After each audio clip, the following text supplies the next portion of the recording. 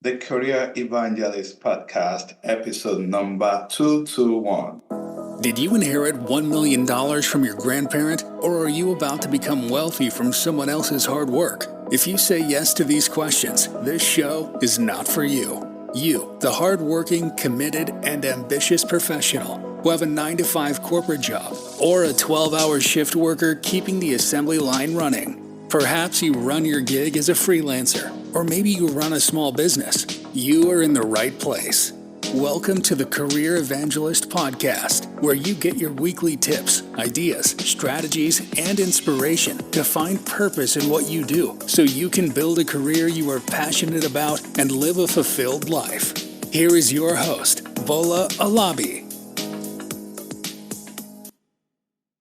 Hello, amazing TCE community. Welcome to today's episode of the Career Evangelist Podcast, and I'm going to be talking about the power of feedback. Feedback is a gift. It's a tool for growth, and it's an essential part of our personal and professional development. If you want to grow in your personal and professional life, you've got to learn how to embrace the gift of feedback. And that's why today I'll be talking about the importance of feedback. I'll give you tips on how to effectively use the power of feedback for your growth. This is episode 221 of the Career Evangelist Podcast, and I'm your host, Bola Alabi. By the way, if you haven't subscribed yet to this show, please hit the subscribe button so that you can stay up to date with our community. Now let's go to the show. Why does it matter to give feedback anyway? I can hear you ask that question. And my response is this: feedback is a gift. I'll give you a little bit of a story so that we can have a background about why I'm sharing this episode today. A while ago, I had an issue with my internet at home. And of course, I called my provider. The customer service agent on that call did not only fix the problem, but he also asked me for a review. This got me thinking. You know what I was thinking? Would he have asked for a review if he hadn't solved the issue? No, he wouldn't. So, in my opinion, reviews are a form of feedback to let the service provider know that they've helped us. That was what I did with this customer service agent. Now, imagine this scenario. You've been battling a frustrating internet connection for days, slow loading times, buffering videos, and a constant dropout that is totally driving you nuts. Finally, you connect with a customer service agent who patiently listens to your troubles. And after some troubleshooting, rebooting, plugging, and uploading, this guy magically bring your internet back to life. How would you feel? I'm sure you will be relieved. And of course, if you were like me, you'll be happy to leave them a positive review, praising their attentiveness, communication skills, and even their friendly conversation that made the ordeal stressful. That positive review is a form of feedback. It's a way to acknowledge the impact that this guy had on you, on your experience. Maya Angelou once said, "People will forget what you said. People will forget what you did, but people will never forget how you made them feel." Your reviews, that's exactly what it is. It acknowledged the positive contribution that they made to your day. And that was my experience. Now, TCE community, I want you to think of yourself as that customer service agent. And now, in your professional world, every day you are bombarded with tasks, deadlines, and expectations. Wouldn't you appreciate a little recognition for going the extra mile for a colleague or a client? Wouldn't you want to know how you can improve your approach or identify areas where you can excel? That's what feedback is all about. To give you the details of what you need to do to continue to excel, to continue to get better at your job. Feedback, like that heartfelt review that I gave that customer service agent, is a gift. It's a chance to learn, to grow, and to become the best version of yourself, both professionally and personally. Just like Bill Gates once said, your most unhappy customers, they are your greatest source of learning. How? They give you feedback. And sometimes some feedback, they may even be critical. They may criticize you. But guess what? Those criticism can illuminate areas where you can excel, where you can get better. To me, feedback is a catalyst for engagement, for motivation, and for improvement in the workplace because it provides clarity on performance and expectations and areas of growth. Everyone wants recognition for their hard work, no doubt about that. And feedback can be a way to provide that acknowledgement. Let's say a colleague of yours helped you somehow at work. How about giving him or her a shout out? Guess what? If you do that regularly, you are going to encourage this colleague to continue to show up in their best self. And that's why today's episode is critical, especially for working professional. We all need people who will give us feedback, and that's how we can improve. So, real quick, let's quickly talk about the benefits of feedback. And I'm going to share three. The first one is that it can help us to improve our skills and performance.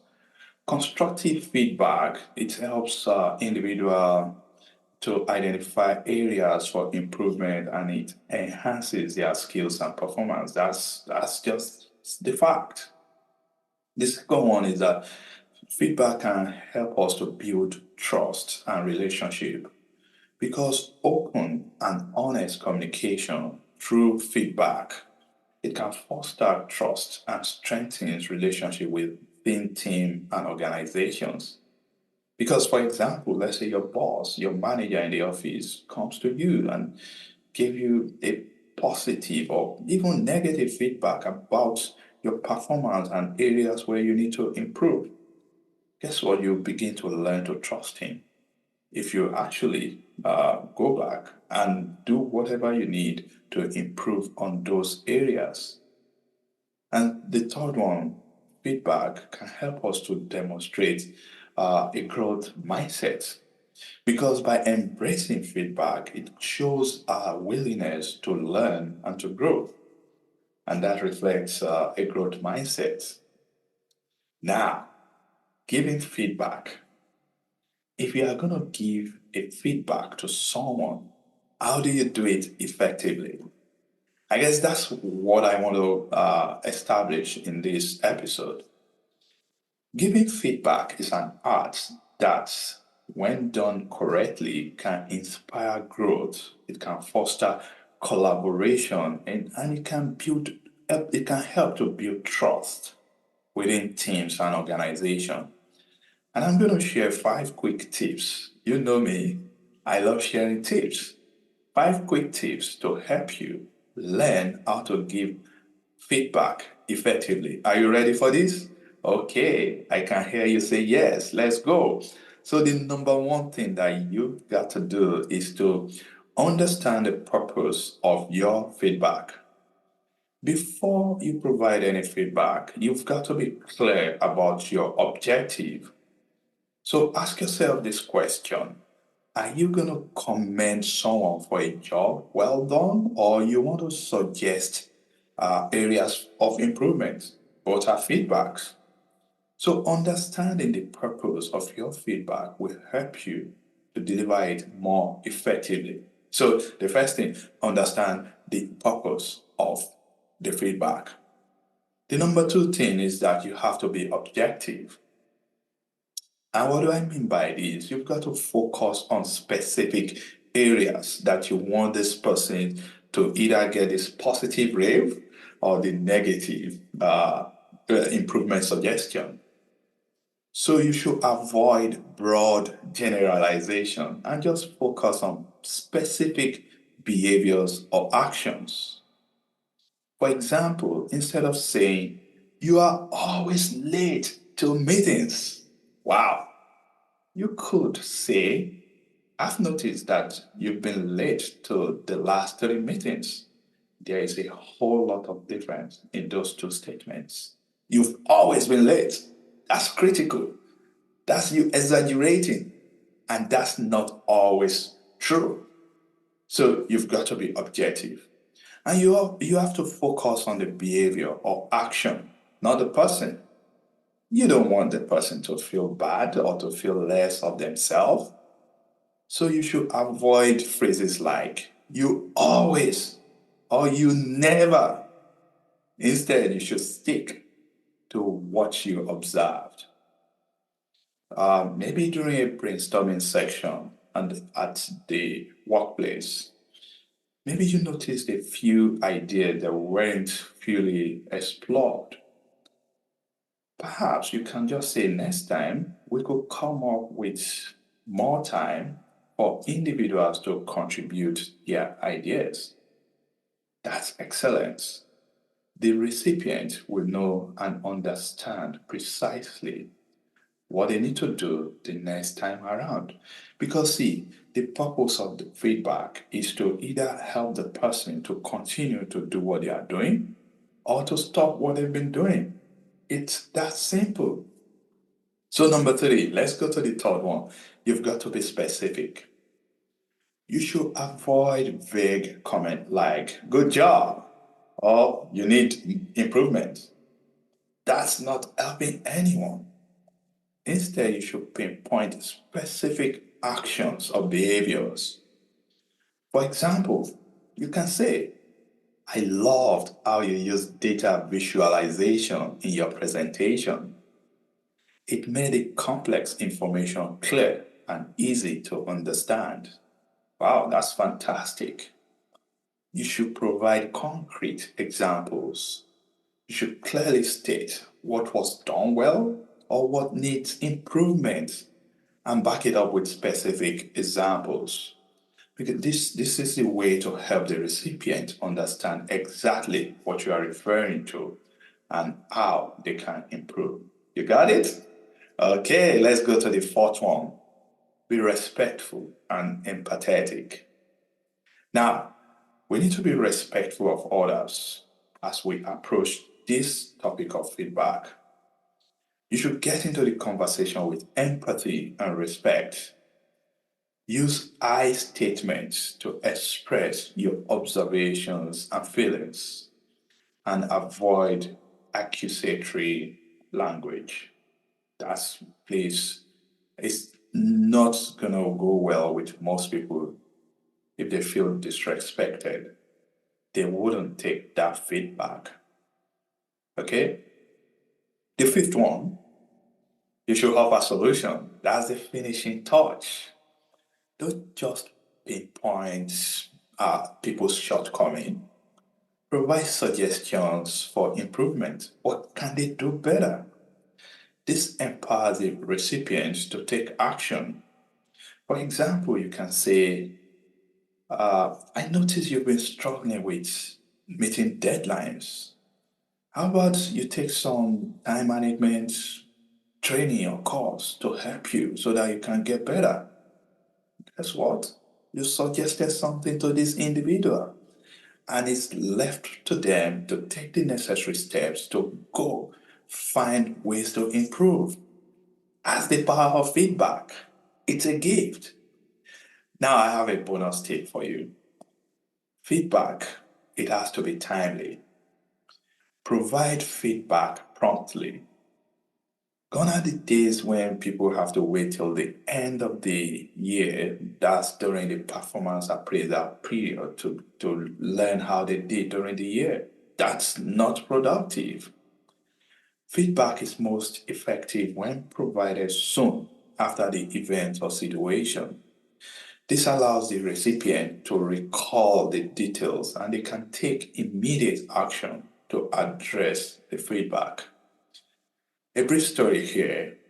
I once had a manager that waited till the end of the year during my performance review to give me feedback on something I should have done during a design review, but I did not do it. How was that helpful to me? He waited till the end of the year. Thank you, Mr. Manager. That was too much, too late.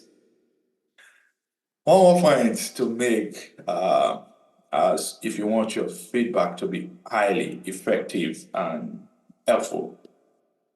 This is the technique that I learned, and I think this is very, very good. They call it the sandwich method, and it's simple.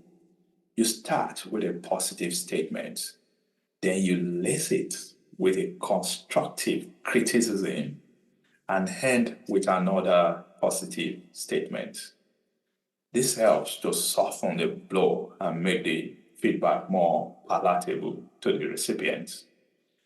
For example, you can say, "Great job on completing the project on time." Positive. "I noticed that you struggle with X, maybe certain things, during the presentation." Criticism. But it's specific. Now, here's the improvement. Suggestion. Have you considered trying Y so that you can improve? That's suggestion for improvement. And finally, keep up the good work. That's awesome.